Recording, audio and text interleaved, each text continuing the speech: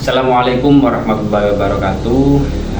Terima kasih atas kehadiran Bapak, atas kehadiran ibu-ibu semua ya. Ada juga Bapak yang mewakili ibunya. Pada sesi kali ini ya, pada pertemuan kali ini adalah kita akan belajar yakni pencegahan dan penelantaran, dan eksploitasi pada anak. Namun sebelum itu saya mau bertanya dulu ya, pada pertemuan yang kemarin itu apa yang kita bahas? Ada yang bisa menjawab enggak, ibu-ibu? Yang kemarin itu apa yang kita bahas adalah pencegahan kepada kekerasan dan perlakuan salah pada anak ya. Masih ingat kan? Ya, alhamdulillah kalau gitu. Kalau masih ingat ya alhamdulillah. Nah, pada sesi kali ini kita akan belajar tentang pencegahan penelantaran ya dan eksploitasi anak. Namun sebelum itu mari bersama-sama berdoa semoga apa yang kita pelajari hari ini menjadi ilmu ya bagi saya, bagi ibu-ibu semua yang hadir ya, dan juga bisa nanti setelah pulang bisa diterapkan pada rumah ya. Baik, berdoa mulai. Oke. Baik ibu-ibu sekalian ya, apa yang ibu-ibu tahu tentang penelantaran? Ada yang paham enggak? Penelantaran itu seperti apa? Eksploitasi itu seperti apa?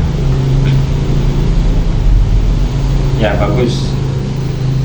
Oke, penelantaran itu adalah tidak dilakukannya kewajiban ya dan tanggung jawab orang tua untuk memenuhi kebutuhan dasar anak ya, baik itu fisik, psikologis, rohani maupun sosial ya.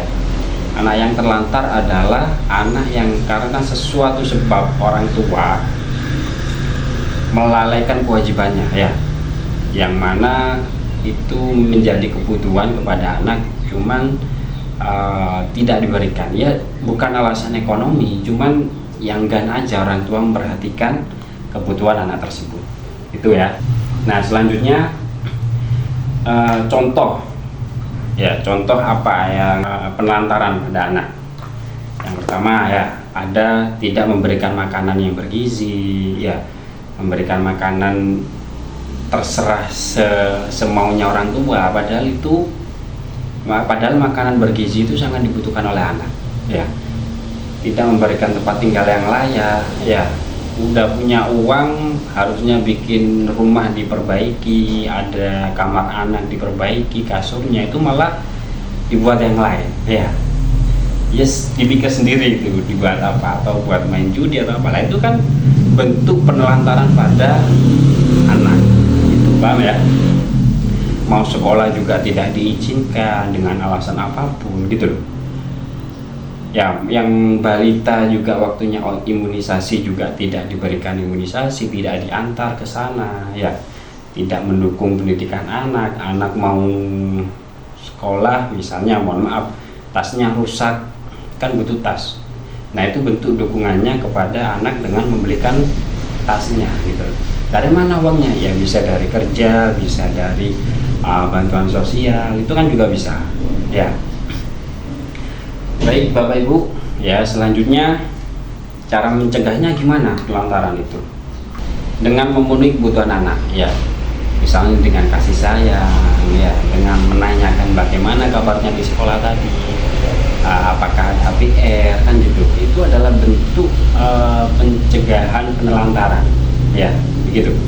Nah, kalaupun penelantaran ini dibiarkan dan tidak dicegah, apa akibatnya ya? Yang pertama, anak putus sekolah, malas mau sekolah, akhirnya tidak mau sekolah dan putus sekolah ya, kurang gizi ya, sering ketakutan, sering minder ya, kemudian jarang ngomong sama temennya. Karena apa? Karena tidak percaya diri, karena tidak sering ditanyakan bagaimana keadaannya, bagaimana tadi di sekolah. Nah itu kasih sayang orang tua tidak ada.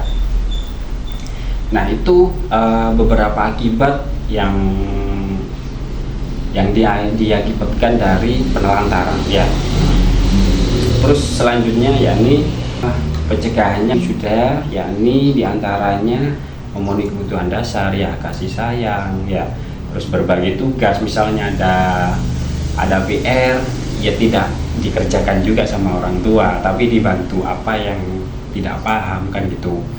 Nah terus misalnya ibu-ibu ini sedang sibuk mau masak atau bersih-bersih, nah itu gantian sama ayah ya, untuk menjagai, untuk mengasuh anak itu ya, paham. Terus kalau keluar itu diperhatikan pergaulannya, oh sama siapa, oh sama si ini, gimana anaknya, oh ini. Nah itu diperhatikan, itu bentuk pencegahan penelantaran pada anak ya. Selanjutnya yakni eksploitasi anak ya, karena sesi hari ini adalah pencegahan penelantaran dan eksploitasi anak. Nah eksploitasi anak ini adalah pemanfaatan anak untuk memperoleh keuntungan ya, baik itu materi atau non materi ya. Contohnya seperti apa? Anak yang dilacurkan, anak yang disuruh mengemis ya, anak yang dipekerjakan dia di tukang batu ya, perkawinan anak di bawah usia dini. Nah itu bentuk eksploitasi pada anak ya, yang harusnya anak belum waktunya menikah, itu di waktunya pendidikan, waktunya sekolah, nah itu disuruh nikah padahal anaknya nggak bersedia, nggak mau gitu. Itu bentuk dari eksploitasi pada anak, paham ya? Akibat dari eksploitasi pada anak ya, yang pertama ya, anak putus sekolah dengan perkembangan fisik terganggu, menjadi penakut ya, tidak mudah bergaul sama teman-temannya di sekolah, jadi pendiam ya. Terus sering sakit-sakitan karena sering dieksploitasi, karena sering orang tuanya memanfaatkan anak untuk mendapatkan materi kan itu ya, paham Bu ya? Oke, itu adalah akibat dari eksploitasi anak. Kemudian bagaimana mencegahnya agar eksploitasi ini tidak terjadi pada anak ya?